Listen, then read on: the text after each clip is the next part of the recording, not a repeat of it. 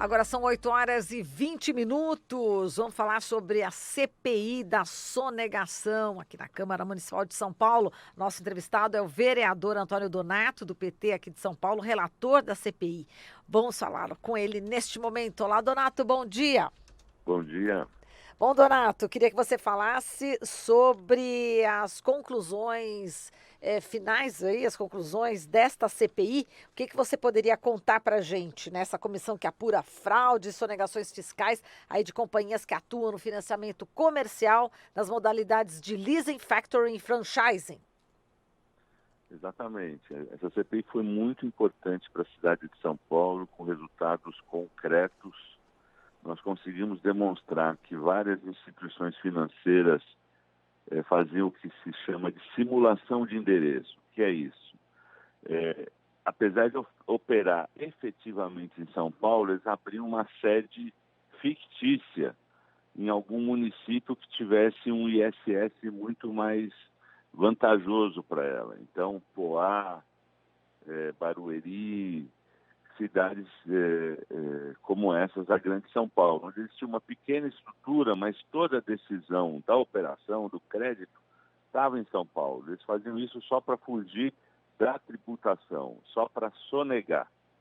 E a gente conseguiu, ao longo dessa CPI, demonstrar cabalmente, com diligências, com oitivas, mostrando que, de fato, eles tinham a sua decisão de crédito em São Paulo, mas simulavam que estavam em outras cidades. Com isso, a CPI já recolheu aos cofres públicos esse ano mais de 400 milhões de reais. Só o Santander, por exemplo, recolheu 195 milhões, reconhecendo que de fato sonegavam. E, além disso, vários autos de infração, ou seja, a partir do trabalho da CPI, esses elementos foram utilizados pela Secretaria da Fazenda para autuar, por exemplo, o Banco Itaú, em mais de 3 bilhões de reais, em quase 4 bilhões de reais de autuação. É evidente que, nesse caso, isso vai ter provavelmente vai ser judicializado pelo Itaú, vai ser uma longa batalha, mas está muito evidente que tinha a simulação de endereço e, portanto, eles deviam para a cidade de São Paulo e não pagavam. Os bancos, além de serem as instituições que têm maior lucro no país, mesmo nesse momento de crise, também por essa CPI ficou claro que são as que mais sonegam. Então, eu estou vendo aqui, você falou do Santander, Itaú, mas tem Banco Safra, quer dizer, isso era exatamente uma medida que a maioria dos bancos tomava, é isso? Sim, porque a legislação mudou em 2017, a legislação federal sobre o ISS. Mas o ISS mínimo por lei era 2%. Só que alguns municípios praticavam uma mudança na base de cálculo, e, por exemplo, em Poá chegava a 0,25%. Então, essas instituições utilizaram esse instrumento de montar pequenas sedes do Itaú Leasing, do Safra Leasing, do Santander Leasing, como empresas autônomas nessas cidades, mas a gente demonstrou que essas empresas de fato não existiam lá. Lá existia uma pequena sala, às vezes na parte de cima de uma agência, poucos funcionários, mas toda a decisão estava concentrada na sede desses bancos em São Paulo. E que o que diz o Banco Central, a resolução do Banco Central que normatiza isso, é que se cobra o ISS aonde é tomada a decisão de crédito. Essa decisão de crédito ficou demonstrada que é tomada em São Paulo.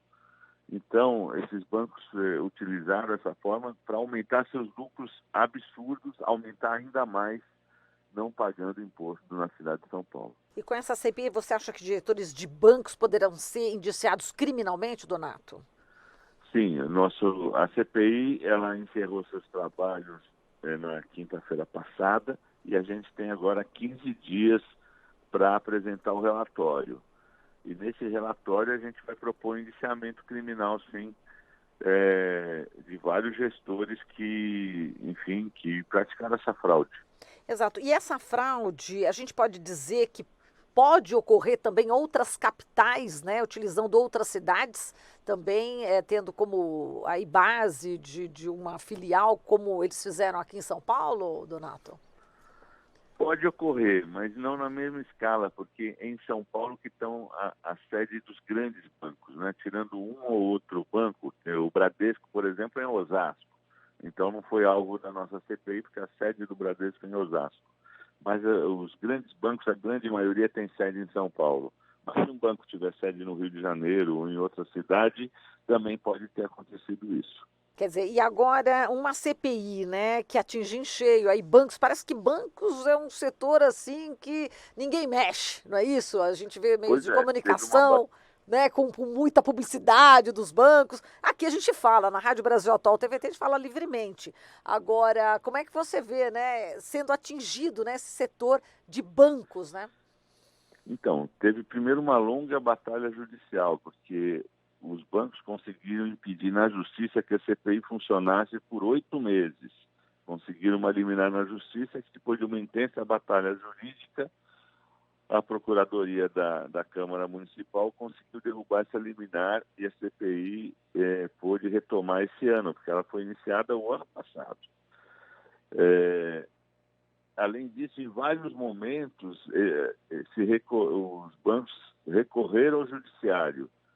Mas, para nossa sorte, a gente teve, nesse caso, uma desembargadora, que me foge o nome agora, infelizmente, mas que foi muito firme nas suas decisões, sempre dando amparo ao trabalho de investigação da CPI. Então, essa primeira batalha judicial a gente venceu, conseguiu chegar com a CPI até o fim, e agora tem uma batalha judicial que é a cobrança dos bancos, né? Alguns, como eu disse, fizeram o que se chama denúncia espontânea, ou seja, para tentar fugir de multas e de outras complicações. Foram ao caixa da prefeitura e falaram, não, de fato eu devo, e pagaram. O caso do Santander, o caso do Daicoval,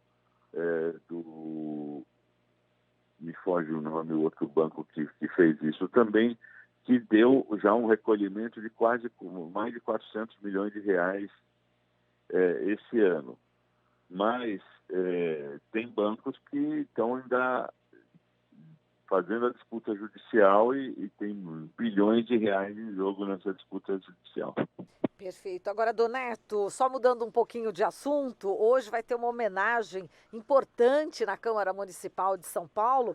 Inclusive, você é um dos autores, né, exatamente dessa ideia, né, de tentar colocar o Elifas Andreato, o artista plástico, com o título de cidadão paulistano. Não é isso? Você é um do que está propondo essa sessão solene, né?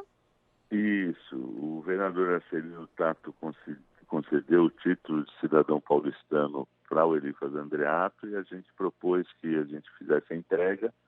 Então eu e o Arcelino Tato vamos fazer a entrega desse título para o Elifas, que é uma referência nas artes plásticas, um artista profundamente comprometido com a defesa da democracia, da justiça social e um grande artista, né? Para quem a época ainda dos LPs, né, dos discos que tinham capa grande, na década de 70, 80, o Elifas fez a capa de vários artistas brasileiros, Paulinho da Viola, Milton Nascimento, entre outros, com capas que eram obras de arte.